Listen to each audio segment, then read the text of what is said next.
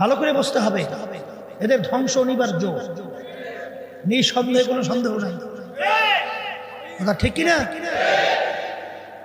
ওদিকে লম্বা আলোচনা আমি বেশি যাব না, আমি সংক্ষেপ বলতেছি। আল্লাহ রাব্বুল আলামিন সম্পর্ক রাখতে বলছেন সত্যবাদীদের সঙ্গে, সম্পর্ক রাখতে বলছেন সত্যবাদীদের সঙ্গে, সম্পর্ক রাখতে বলছেন সত্যবাদীদের সঙ্গে, সংস্পর্শে যাইতে বলছেন সত্যবাদীদের সংস্পর্শে, নট মিথ্যাবাদী, মিথ্যাবাদীদের কাছে না।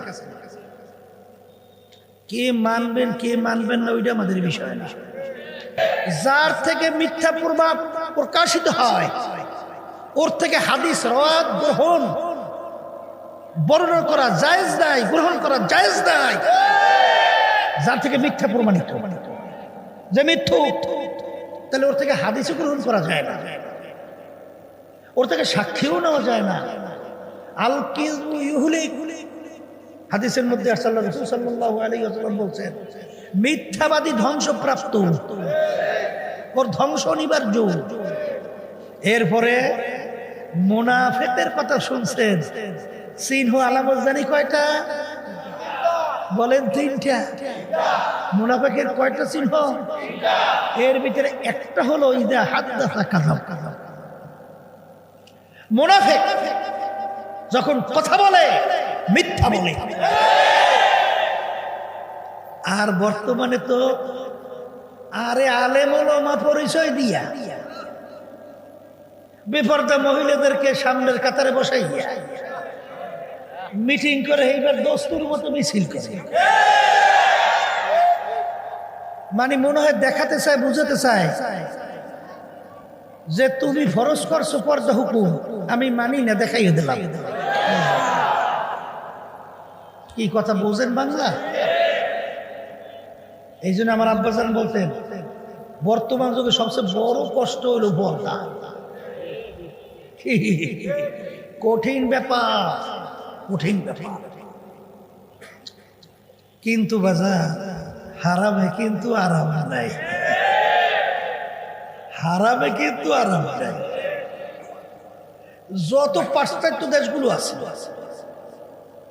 যাদের কালচারে আমাদের বাংলাদেশের অনেক মানুষ অভ্যস্ত হতে চায়, যাদের সংস্কৃতি আমাদের বাংলাদেশে বাস্তবায়ন করতে চায়, আমি সেই বাজানদেরকে বলবো, সেই পর্দা আলে মা বোনদেরকে বলবো, একটু লক্ষ্য করে দেখেন ওদের ভিতরে অশান্তির কোনো শেষ না। আমার বোন লন্ডন থাকে, তা আমার বোন আপা সে একদিন আমাকে বলছিল, আমরা লন্ডনে এক মহিলা বুড়ো হয়ে গেছে। কি হয়ে গেছে? বুড়ো হয়ে গেছে। এখন তার পাশে আর কোনো মানুষ বলতে কেউ নেই। এখন তার সাথে হলো একটা কুকুর, কুত্তা। এখন এই কুকুরটা নিয়ে এসে হাঁটে আর চোখ দিয়া টপ টপ করে বাইয়ে বাইয়ে পানি পড়ার আফসোস করে, আর বলে আফসোস আমার যখন জওয়ানি ছিল, আমার যখন রূপ ছিল, আমার যখন সৌন্দর্য ছিল, তখন আমার কত মূল্য, মূল্যের কোনো শেষ নাই। কিন্তু যখন আমার বয়স বুড়ো হয়ে গেছে, এখন আমার পাশে কোনো মানুষ নাই, এখন আমার পাশে আমার সঙ্গী একটা কুত্তা ছাড়া আর কিছু না। শান্তি না অশান্তি? হ্যাঁ, শান্তি না অশান্তি? ওই দেশের কালচারগুলো তো জানেন না। মায়া বলতে কিছু নাই, মায়া বলতে কিছু নাই। বলে তাকি সিলেট গেছিলাম, সিলেট একটা লোক, আমরা সিলেট যাওয়ার পরে তার সঙ্গে প্রায় দেখা হইত, মসজিদে নামাজ পড়তাম। ও লোকটা খুব বড় ধনী এবং অনেকগুলো বাড়ির মালিক। প্রায় সময় আমাদের খুব খেদমত করত। তাই লোকটাকে আমি জিজ্ঞেস করি যে আপনাকে তো আলহামদুলিল্লাহ খুব দেখতেছি আলেমদেরকে খুব আন্তরিকভাবে মহব্বত করেন, আপনার ছেলে সন্তান কয়জন? তারপর মেয়ের কথা কয়জন বলছে আমার স্মরণ নাই, কিন্তু ছেলের কথা বলছিল 2 জন। আমি বলছিলাম ছেলেরা কোথায়? বলে হুজুর বলতে পারি না। কি বলে? হুজুর বলতে পারি না। আমি শুনি না, আশ্চর্য, কি বলে? আপনার ছেলেরা কোথায়, কি করে বলতে পারেন না? বলে হুজুর আমি থাকি তো আমেরিকায়, আমার ফ্যামিলি সহ। তো ওই দেশের নিয়ম হলো ছেলে মেয়ে যখন বড় হয় তখন যার যা ইচ্ছা, যেদিকে ইচ্ছা সেদিকে চলে যায়, তাকে বাধা দেওয়ার কোনো আইন নেই। যদি কোনো বাপ মা ছেলে মেয়েদেরকে বাধা দেয় তার কাজের ব্যাপারে, আর সে যদি অভিযোগ দেয়, সঙ্গে সঙ্গে সরকার বাপ মায়ের হাতের ভিতরে হ্যান্ডকাপ লাগাইয়া টানতে টানতে জেলের ভিতরে ঢুকাইয়া রাখে। তো ছেলেরা কোথায় গেছে বলতে পারি। এরা কি কোনো মানুষের জীবন? আসতে বলে ওখানে কি বানাইছে? বৃদ্ধাশ্রম। কি বানাইছে? আমরা বাঙালি বলে খড়। খড় খড় বোঝেন? ওই যে গরু ছাগল ফসল খাইলে সরকারিভাবে নিয়ে বাইন্দে থই, ওইটার কি বলে? খড়। কথা বলছেন? আমাদের দেশে খড়ের ভিতরে বান্ধে গরু ছাগল, আর ওই পাশ্চাত্য দেশগুলো ওখানে খড় বানাইছে। যখন বাপ মা বুড়ো হয় তারা এখন ওদের জন্য বোঝা, এই জন্য ওদের খড়ের ভিতরে ফেলাই। বাজানদেরকে জিজ্ঞেস করি, বাজান যখন বুড়া হয় তখন যদি ছেলে সন্তান কাছে থাকে তখন যার মনের তৃপ্তি, আর যদি ওই সময় ছেলে সন্তান কাছে না থাকে তখন তার দিলের ভিতরে অশান্তি। কথা বলে না? কথা ঠিক নেবে? ঠিক। আরে আপনি বাপ, আপনি বুঝেন না? হ্যাঁ, তাহলে এটা কোনো মানুষের জিন্দিগি? এটা কোনো মানুষের জিন্দিগি না, এটা হলো হুবাহু পশুর জিন্দিগি। কারণ আপনার বাড়ি গরু আছে না? গরুর বাচ্চা হয় না? এই গরুর বাচ্চারা যখন বড় হয়, মা কোন জায়গায়, বাচ্চা কোন জায়গায়, কোনো পরিচয় থাকে। আর ইসলাম কি শিখাইছে? হায় হায় হায় হায়, এই যারা বাপ মার খেদমত কইয়া তাদেরকে খুশি করতে পারবা, তাদের জন্য আমি বেহেশত ঘোষণা করলাম। সুবহানাল্লাহ।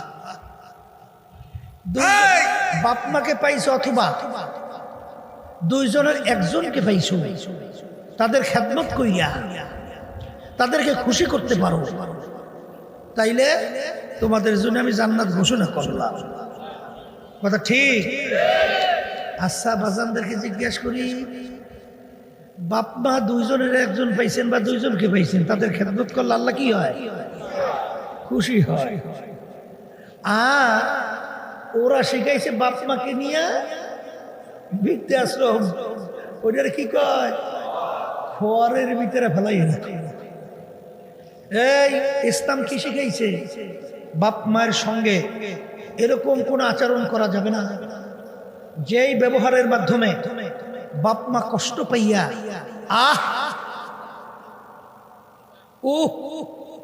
কষ্টদায়ক কোন শব্দ বের করে, এরকম কোন আচরণ বাপ মায়ের সঙ্গে করা যাবে না।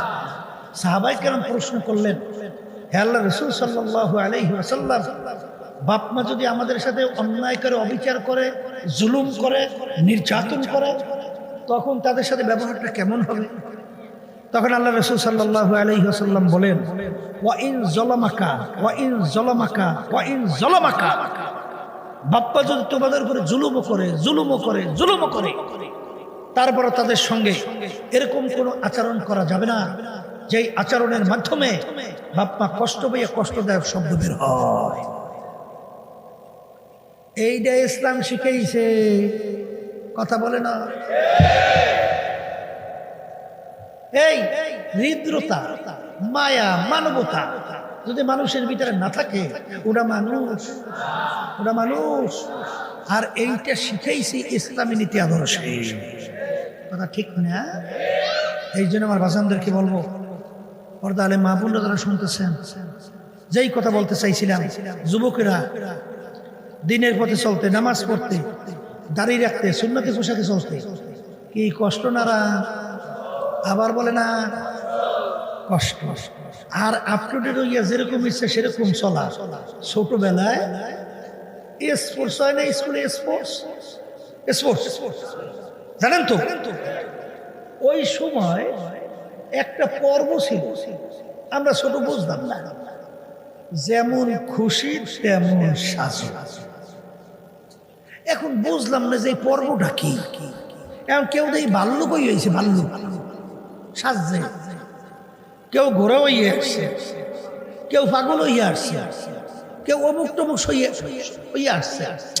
ব্যাপারটা কি? যেমন খুশি তেমন সাজু।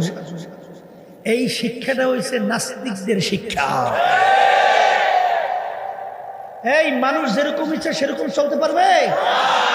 হ্যাঁ, যেরকম ইচ্ছা সেরকম চলবে বলে পশু, নাস্তিকের দল। তোমার আমার ইচ্ছা করে যেরকম ইচ্ছা সেরকম চলা যাবে না, কথা ঠিক কিনা? এই জন্য আমার বাজানদেরকে বলবি, দুনিয়ার ভিতরে যেরকম পুরস্কৃত হওয়ার জন্য কষ্ট করা লাগবে, আর বেহেশতে স্থায়ী শান্তি সেখানে যাইতে হইলেও কষ্ট করতে হবে। এখন কথা হলো, কষ্ট করতে রাজি আছেন কে কে? একটু হাত উঠান না, আল্লাহ একটু দেখুক না। হাত উঠান, উঠান, পর্দারে মা বোনরা উঠান। আলহামদুলিল্লাহ বলে হাত নামা। এখন নিয়ত তো করছেন না? কি করছেন? এখন নিয়ত করলি এই কষ্টে ওই লক্ষ্যে পৌঁছা, এটা আপনার আমার জন্য কঠিন। এই জন্য আল্লাহর ওলিরা দোয়া করতেন, তাআত তৌফিক তাআত হামজাতু, তাআত তৌফিক তাআত হামজাতু, ইয়ামানাত ওয়া ইজাবাত হামজাতু। হে আমার দয়ার মালিক, নিয়ত করে বসছি, এখন আপনার পর্যন্ত পৌঁছতে স্টেশনে বেহেশতে যাওয়ার জন্য মালিক দয়াময় করে আপনি আমাকে তৌফিক শক্তি দান করে। কথা ঠিক? এখন আমার ভাইদেরকে বলবো, নিয়ত তো করছি, মন তো সবাইরই চায়, চায় না যে আল্লাহর হুকুম মাইনা আল্লাহর হাবিবের তরিকা অনুযায়ী চইলে তারপর স্থায়ী শান্তি বেহেশতে যাব, আর শাস্তির জায়গা জাহান্নাম থেকে বাঁচব। চাই কি চায় না? কিন্তু আল্লাহর বান্দার কবরের যাত্রীরা, জোরে কথা বললেন না, শব্দ করে কথা বললেন না। এই লক্ষ্য পৌঁছতে হইলে পিছনে আমাদের শত্রু আছে, বাধা আছে। কি আছে বলেন? শত্রু আছে, মুখ খুলে বলেন। এই শত্রু আবার বিশেষ করে তিন ধরনের। কয় ধরনের? আল্লাহ রাব্বুল আলামিন কুরআনুল কারীমের শেষ সূরার মধ্যে ওখানে দুই ধরনের শত্রু পরিচয় দিয়েছে। কি শত্রু? আল্লাযী ইউওয়াসউইসু ফি সুদুরিন নাস মিনাল জিন্নাতি ওয়ান নাস। এখানে দুই ধরনের শত্রু বলেন। এক ধরনের শত্রু বলেন জিন শয়তান, মুখ খুলে বলেন। আর এক ধরনের শত্রু বলেন মানুষ শয়তান। কুরআনুল কারীমের অন্য আয়াতে আছে আর এক ধরনের শত্রু হলো নফসে আম্মারা। কথা বুঝছেন? এই তিন ধরনের শত্রু আমাদেরকে আমাদের লক্ষ্যে পৌঁছতে বাধা দেয়। এখন এদের থেকে আমাদের বাঁচতে হবে। এদের থেকে মুখ খুলে কথা বলে না, বাঁচতে হবে।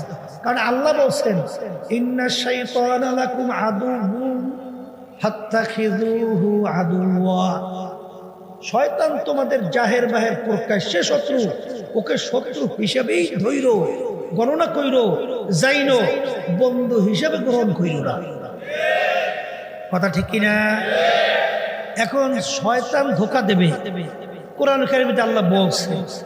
এখন শয়তানের ধোঁকাতে বাঁচবেন কেন? বাঁচা লাগবে না? আল্লাহ রাসূল সাল্লাল্লাহু আলাইহি ওয়াসাল্লাম বলেন, যেই আল্লাহর বান্দা বান্দিরা আল্লাহর জিকিরের নিয়ম অনুযায়ী বেশি বেশি করে, ওই আল্লাহর বান্দা বান্দি তার কলবের থেকে শয়তান ভাইগা যায়।